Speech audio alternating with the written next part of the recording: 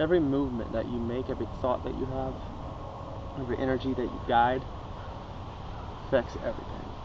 Changes everything. It changes consciousness, changes reality.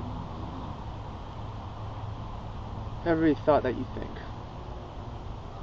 Every time you distance yourself from a creation, instead of being a creation, your belonging, your enlightenment, and your heaven. Heaven is a state of mind, state of body. It's both. Heaven needs to be in both realms. The mind is the realm of the Father, the form and world is the form of the Mother. Both divine. We've abandoned the Mother. So many times my mind, my egotistical, masculine, out of balance mind will think things that do not conform with my body. Or sometimes my mind will think of thoughts and my body rejuvenates and rejoices. This is when you know you're in balance both ways. Combine the two. As Jesus once said, merge the two. Merge the two. Therefore, the world of form will be paradise, the Mother will be in paradise, and of course the Father will be in paradise. With the imagination that the Father brings, creates new creations, new worlds, and then you please the Mother, which is all worlds. You please her. This is ancient stuff. We've known this before in the past on this earth. But it hasn't been brought back in a long, long while. This is, though, who we are. It's more than just that. It's who we are in this moment. We are that.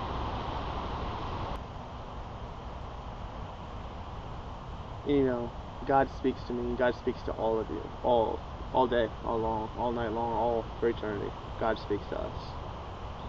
There's nothing weird about I've spoken to God and God speaks to me. That's a normal. That's what's normal.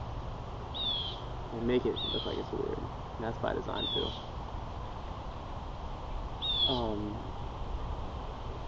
I'm not afraid when I need to say something, I'll say something. If God really wants me to say it, I'm just gonna say it.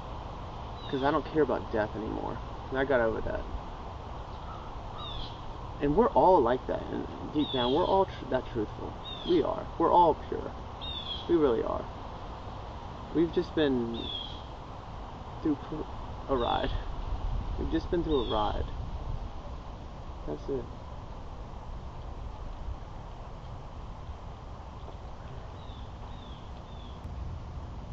Got that image. And the image is like a space being, which I am, which you are.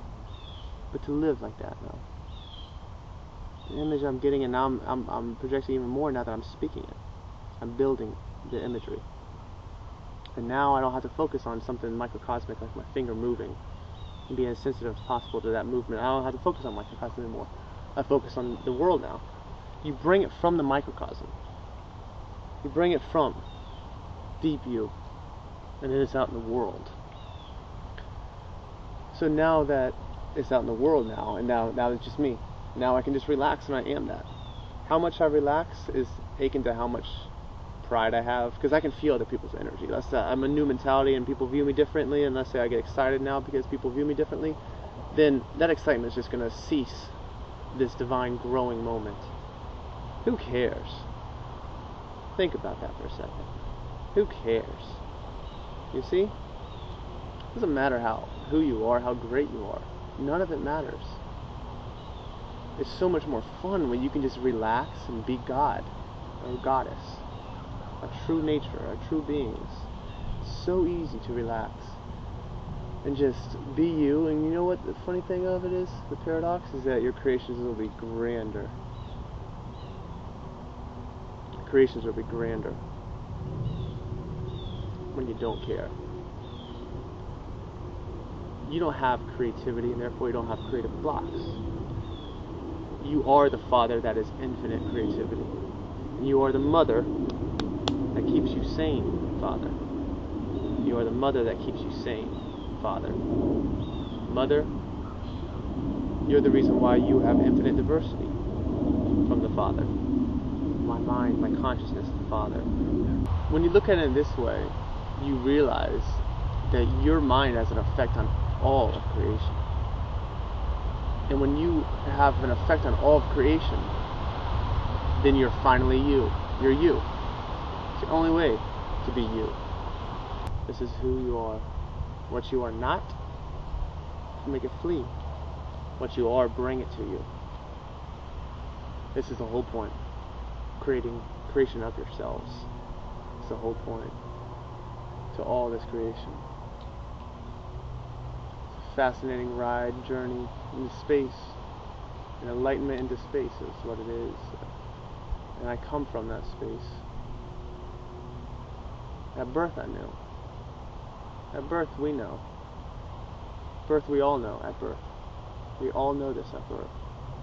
Is this divine moment for that occasion, this reason? Of course it is. Of course.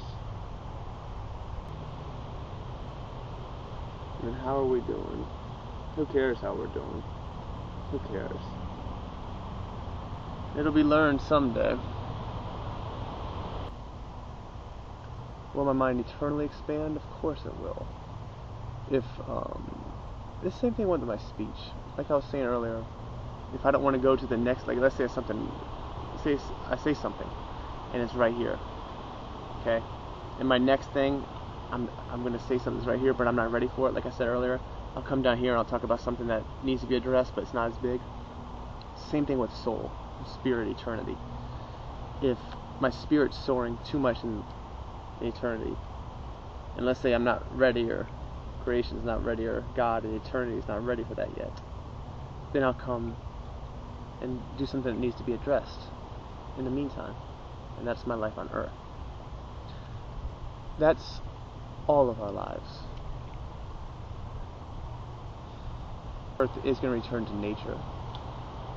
Technology is going to be interfaced with nature and interfaced with creation. That's the point. This happened in other worlds. This has happened before. It happens before. That's just how it works. That technology is just going to be around there. It's not going to cause destruction. The people make it. It's the people's choice if it's going to cause destruction or not. That's complete disregard for Mother. Complete disregard for Mother. And they will pay the consequence. We're paying the consequence in this moment now.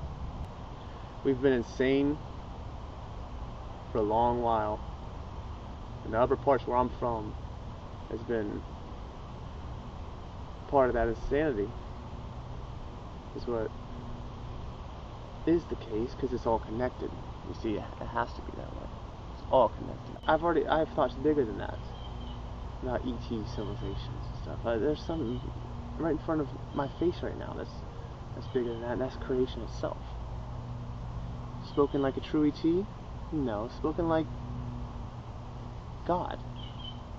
God and Goddess are our true nature.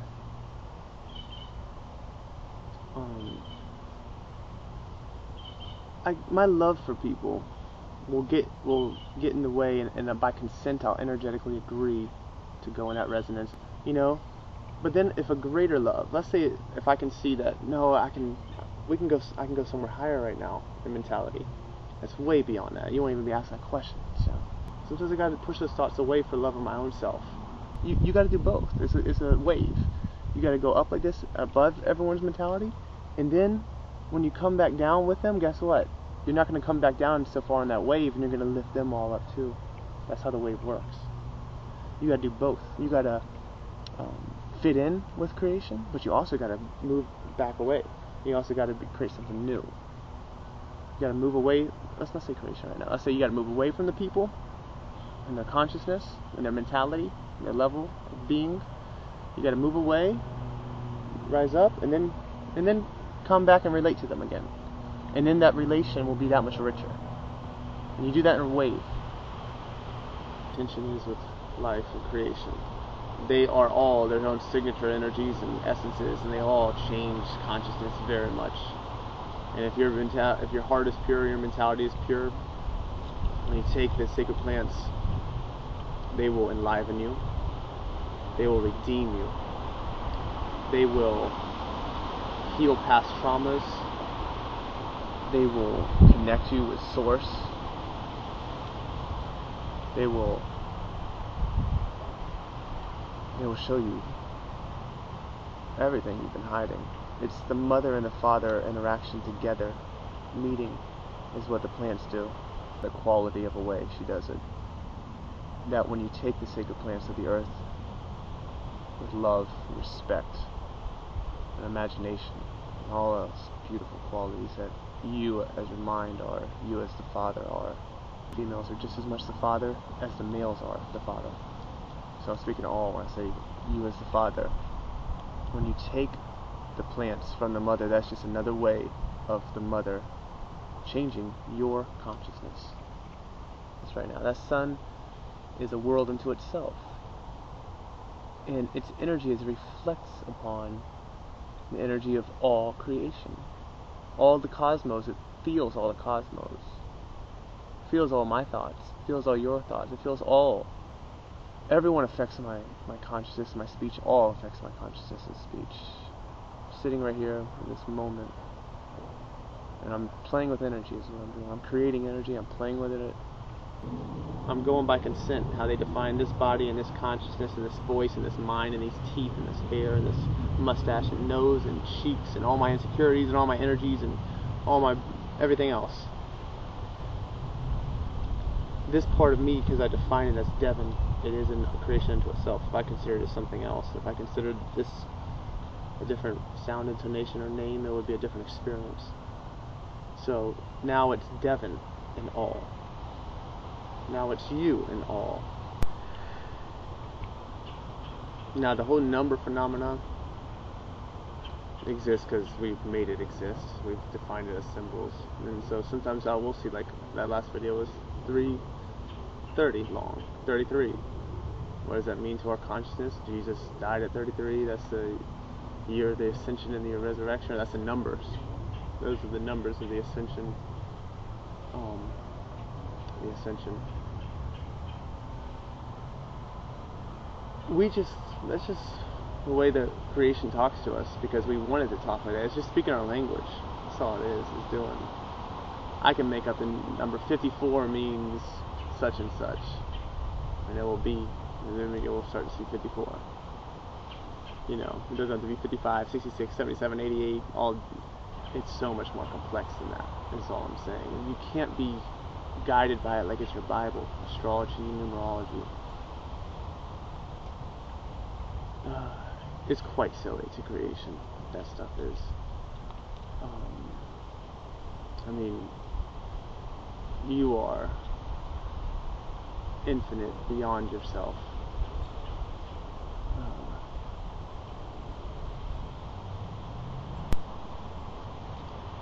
You gotta be present. You gotta see just everything. Because when you're that present, that's a sign of dedication and love to one another, to your fellow man or woman, and they love you in